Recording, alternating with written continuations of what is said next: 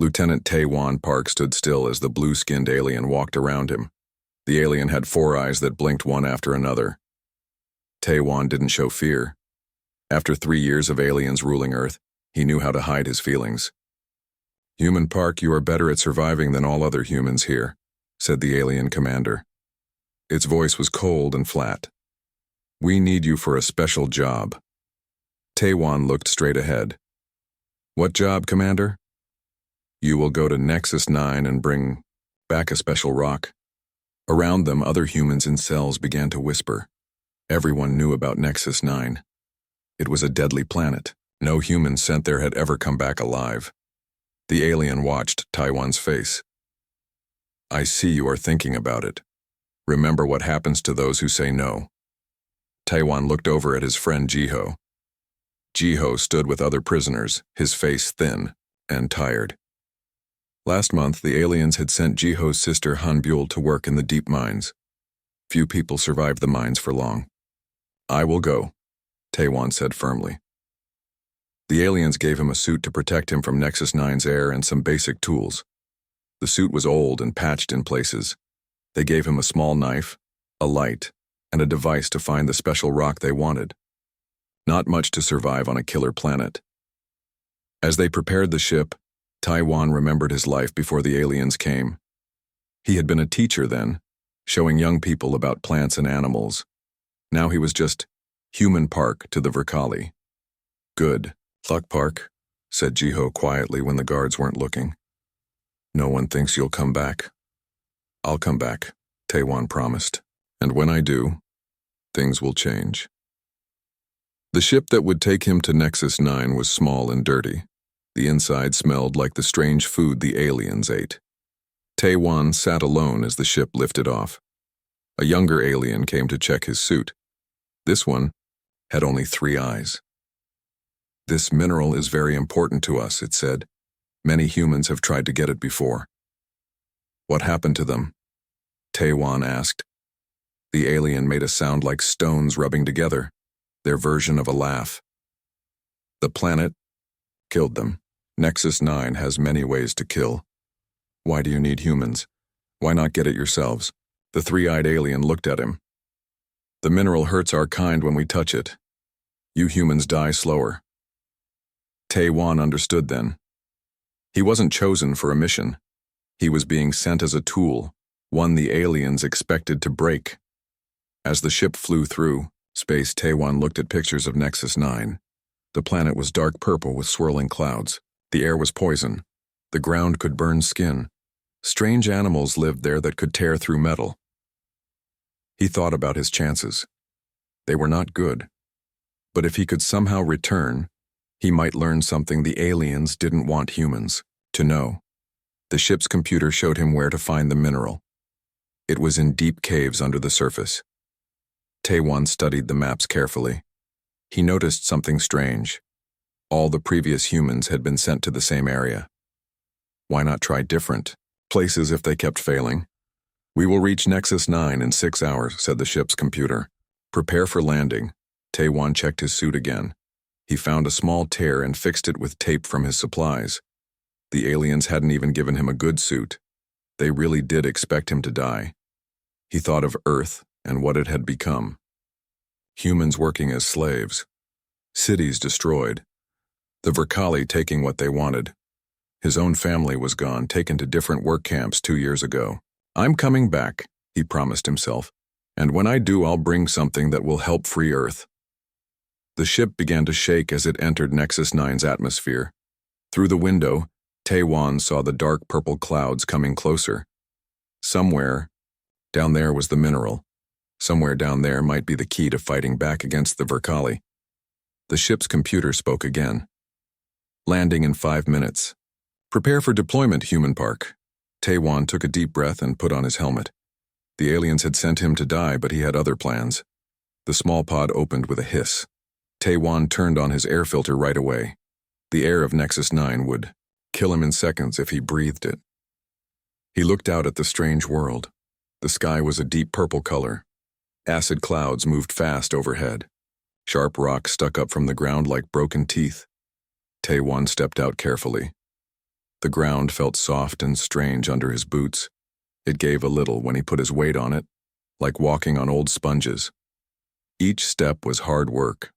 The gravity pulled at his body, making him feel twice as heavy as on Earth. What a nice place, he said to himself, his voice dry with fear. He looked at the small device the aliens had given him. It would help him find the special rocks they wanted. The screen showed a weak signal coming from under the ground. Taewon had walked only a short way when the sky grew darker. He looked up and saw heavy clouds rushing toward him. The first drops hit the rocks nearby with a sizzle. The rain on this planet was like acid. It could burn through his suit in minutes. He ran toward a rocky ledge for shelter. His heavy breathing fogged his helmet as he pushed his body against the strong gravity. Just as he reached the rocks, the ground under him shifted. For a moment he felt nothing under his feet. Then he was falling. Taewon hit the ground hard. Pain burst through his side. He rolled over, groaning. His hand went to his ribs. They were probably broken. Worse, there was a tear in his suit. Quickly put a patch on it. But some of the planet's poisonous air had already gotten in. His skin burned where it had touched him. In the darkness, Taewon fumbled for his light. When it came on, he wished it hadn't. All around him were the bodies of humans who had come before. Their suits were melted by acid. Their bones were white and clean, like they had been there for years. So this is where they all ended up, he whispered. Taewon tried to stand, fighting through the pain. He needed to find a way out. The light showed him that he was in a large cave. The walls glittered strangely. Could this be where the mineral was? A low, deep sound made him freeze. It was a growl, but not like any animal from Earth. It seemed to come from everywhere at once. Slowly, Taewon turned around. In the darkness, two yellow eyes glowed. They were huge, the size of his fists. As the creature moved closer, his light showed more of it. It was massive, covered in scales that shone with many colors. Its body was long and powerful, with claws that could tear through metal. It had a head like a mix between a dragon and a lion with sharp teeth showing at the edges of its mouth.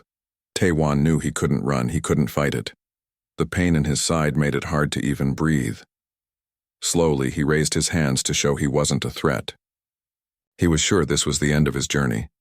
But the beast did something surprising. It tilted its large head to one side, looking at Taewon with what seemed like curiosity. The growling stopped. The creature took another step forward, its scales, catching the light and throwing it back in rainbow colors. Taewon stayed very still. The beast sniffed the air around him. Its eyes narrowed at the smell of his blood where his skin had been burned by the poison air. "I'm not here to hurt you," Taewon said softly, though he knew the creature couldn't understand him. "I'm just trying to survive like you." The beast moved closer. Its head was now just a few feet from Taewon. He could feel its warm breath through his torn suit. The creature was so big it could kill him with one bite or one swipe of its claws. Instead, it made a different sound, softer than the growl, almost like a purr. It seemed to be studying him. BBBHH. Taewon noticed something then. On the creature's side was a wound. It looked fresh and was leaking a thick silver fluid that must be its blood. The wound had clean edges, not like it was made by another animal. It looked like it had been cut by something metal. "You've met the Vrkali too, haven't you?" Taewon whispered. The beast's eyes seemed to flash with understanding. It took another step forward, and Taewon prepared himself for whatever would come next. But the creature simply lowered its massive head and nudged his arm gently, almost like a cat asking to be petted. In that moment, Taewon realized he might have found something much more valuable than the mineral the aliens wanted. Taewon watched as the big beast moved closer to him. He held very still. "Easy there," he whispered. "I won't hurt you." The creature sniffed at Taewon's torn suit. Its nose was warm and wet, like a dog's but much bigger. Taewon had been on Nexus 9 for 3 days now. In that time, he had come to call the beast Maru. The name just seemed to fit. On that first day, after Maru had not eaten him, Taewon had noticed the cut on Maru's side. It was deep and looked painful. A piece of metal was stuck in the wound.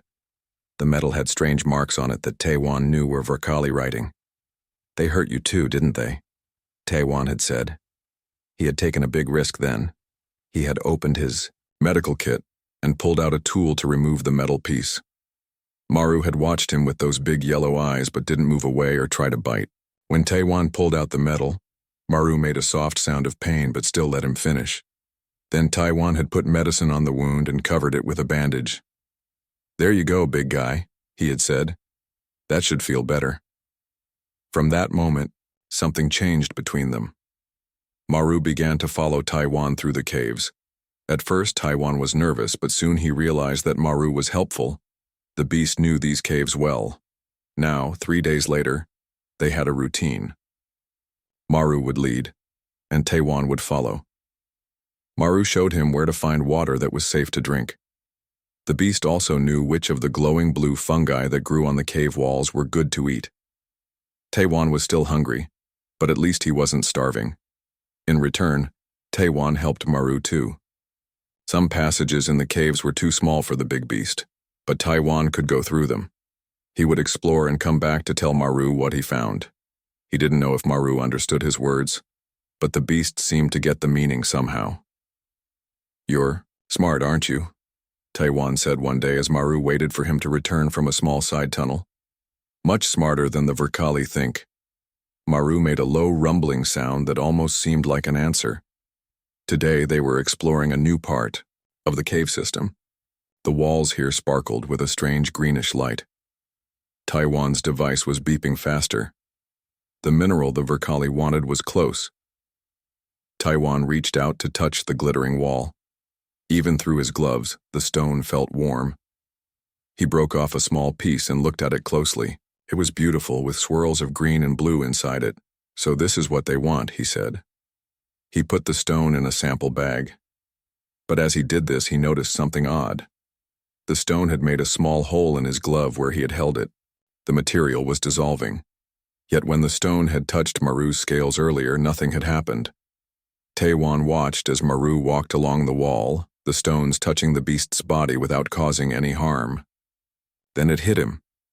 "The mineral hurts them," he said, suddenly understanding. "It hurts the Virkali.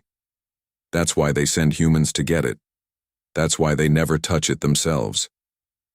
Maru turned to look at him, those intelligent eyes seeming to understand his excitement. "They need it for something, but it's dangerous to them," Taiwan continued. "And your skin, your scales can resist it." He looked at the sample in his bag with new interest. This wasn't just a rock. This could be a weapon against the aliens who had taken over Earth. Taiwan remembered what the Virkali had told him about processing the mineral. They had specific instructions for how it should be handled. Now he wondered if those instructions were to make the mineral safe for them or to keep humans from discovering its true power. "Maru," Taiwan said, a plan starting to form in his mind. "I think I know how we can both get what we want." He sat down on a rock and began to explain his idea to Maru. The beast sat back on its haunches, listening like it understood every word. "The Virkali will send a ship to check if I'm dead," Taiwan said. "They always do. They want to be sure no one survives this place. But what if I'm not dead? What if we're waiting for them?" Maru made a low rumbling sound in its throat. "We need more of this mineral, as much as we can carry," Taiwan continued. "And I need to figure out how it works against them. With your help, I think I can do that." Maru nudged Taiwan's shoulder gently as if to say yes. "Then it's a deal," Taiwan said, patting Maru's massive head. "You help me get this mineral and get back to the surface, and I promise I'll help you get revenge on the Virkali who hurt you." As they began to collect the mineral together, Taiwan felt hope for the first time since he had been sent to this deadly world. He had come to Nexus 9 expecting to die. Instead, he had found a friend, and possibly a way to fight back against the aliens who had enslaved humanity. With Maru by his side, maybe he could do more than just survive. Maybe he could help save Earth. The Virkali ship came down through the purple clouds of Nexus 9. It landed near the signal from Taiwan's tracker. The ship's door opened with a hiss, and 2 alien scouts stepped out. They held their weapons ready, Looking around at the harsh landscape, no human could live for 16 days on this planet, the first scout said. Its blue skin looked dark in the strange light. We must find the body and the sample collector, the second scout replied. The commander wants proof. They didn't know that Taiwan was watching them from behind a large rock formation. Maru crouched beside him, its massive body surprisingly quiet. Over the past 2 weeks, they had prepared carefully for this moment. Taiwan touched Maru's side gently. Ready? He whispered. Maru made a low rumble deep in its throat. It was ready. The aliens walked closer to the signal, which came from Taiwan's broken helmet that he had left as bait. When they bent to examine it, Taiwan nodded to Maru. They moved fast. Maru burst from hiding with amazing speed for such a big creature. The aliens turned, but they were too slow. Maru knocked the first one down with a powerful swipe of its front leg. The alien's weapon flew from its hand. At the same time, Taiwan ran at the second alien. He had learned to move better in the heavy gravity. The alien fired its weapon, but Taiwan dodged. He had been practicing this move. He threw a rock covered in the special mineral at the alien. When it hit the alien's skin, the creature screamed in pain and dropped its weapon. In less than a minute, both aliens were down. They weren't dead, just stunned. Taiwan quickly tied them up using cord he had made from cave plants that were surprisingly strong. Good job, Maru, Taiwan said, patting his friend's side. They moved to the ship. Taiwan had worried that he wouldn't be able to open it, but the aliens had left it unlocked. They truly hadn't expected to find anyone alive. Inside, Taiwan found the ship's controls. He had studied Verkali technology during his time as their prisoner. He could fly this small ship back to Earth. But first, he needed to prepare. Hide, here, Taiwan told Maru, pointing to the cargo hold at the back of the ship. They'll know you're on board when we reach Earth, but they'll think you're just a sample I collected from the planet. Maru seemed to understand. The beast moved into the cargo area and lay down, trying to make itself look smaller. Taiwan went to work quickly. He took out the mineral samples he had collected. Over the past 2 weeks, he had discovered something important. The mineral in its raw form was harmful to the Verkali, but if he processed it in a certain way, mixing it with water from a special underground lake and exposing it to the light of the glowing fungi, it became even more powerful against them while staying harmless to humans and Maru's kind. In the ship's storage area, Taiwan found tools he could use. He carefully processed the mineral, following the steps he had figured out in the caves. The result was a fine powder that looked almost like salt. He put some in small bags that could be easily hidden. This is going to change everything, he said to himself. As he worked, the ship lifted off. The autopilot was taking them back to Earth. Taiwan went to check on Maru in the cargo hold. What he saw made him stop in surprise. Maru's body was changing. The ship's engines gave off a special kind of energy field. This field seemed to affect Maru in a strange way. The beast's scales were shifting, becoming even more colorful. And something else was happening. New parts were growing from Maru's back like the beginnings of wings. Maru looked at Taiwan with those intelligent yellow eyes. The beast didn't seem to be in pain. If anything, it looked stronger. You're full of surprises, Taiwan whispered, reaching out to pat his friend's head. As the ship moved through space toward Earth, Taiwan finished his preparations. He made weapons from the processed mineral. He studied the ship's maps to find where they would land, the main Verkali base on what used to be the Korean peninsula. He thought about what would happen when they arrived. The Verkali would be shocked to see him alive. They would be even more shocked to see Maru, and they would never expect what he had planned next. Taiwan looked out the ship's window at the stars. Somewhere ahead was Earth, his home. A home ruled by aliens who saw humans as tools to be used and thrown away. But he was coming back with something they had never expected: knowledge of their weakness, a powerful ally, and a plan to fight back. We're going to change things, Maru, he said softly. They sent me to die, but instead I'm bringing back their worst nightmare. The big doors of the Verkali command center slid open. Everyone inside turned to look. The alien commander's four eyes grew wide with shock. Taewon Park was standing there, alive and smiling. It had been 30 days since they had sent him to die on Nexus 9. Impossible, the commander hissed. Its blue skin turned a pale shade, showing its surprise. Taewon walked forward calmly. He held up a clear container filled with the green mineral. "I brought you what you wanted," he said, "and I brought something else too." Behind Taewon, something huge moved into the room. It was Maru, but the beast had changed during the journey to Earth. Maru was now almost twice as big as before. Its scales shifted colors under the bright lights, flashing from green to blue to purple. On its back were the beginnings of wing-like structures. The aliens backed away. Some reached for their weapons. "I wouldn't do that," Taewon said. He held up a small device he had built on the ship. "This is much more interesting than the mineral." Before any of the aliens could stop him, Taewon pressed a button on the device. A fine mist sprayed from it, going into the air vents of the room. The processed mineral spread through the ventilation system of the entire building. The effect was fast.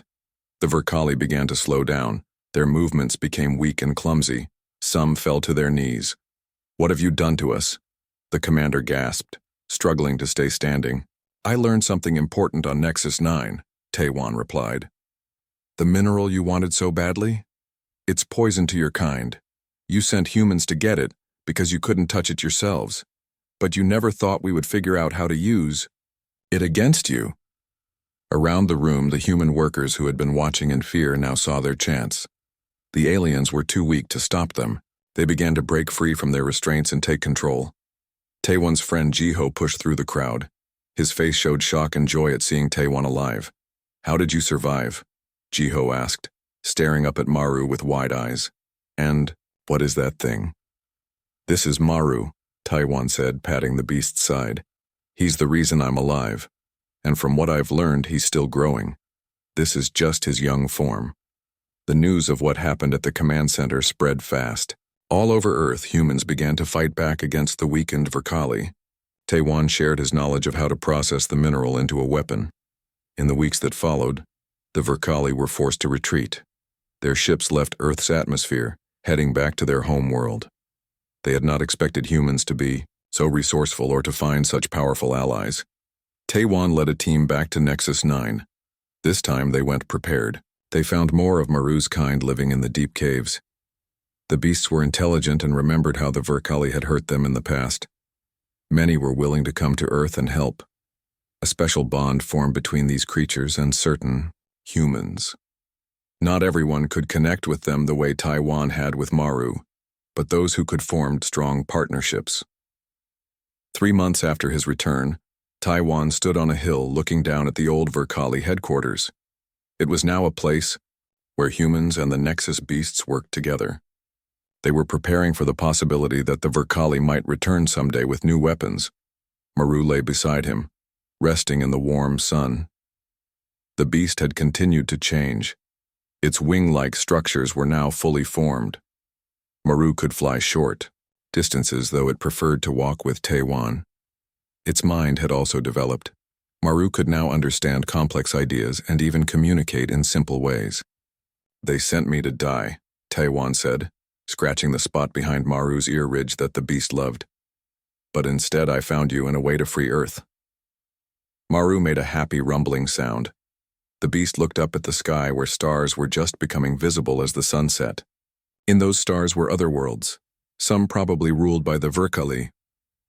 Taewon followed Maru's gaze. "I know what you're thinking," he said. "Those other worlds need help too." Maru nodded its massive head. Taewon smiled.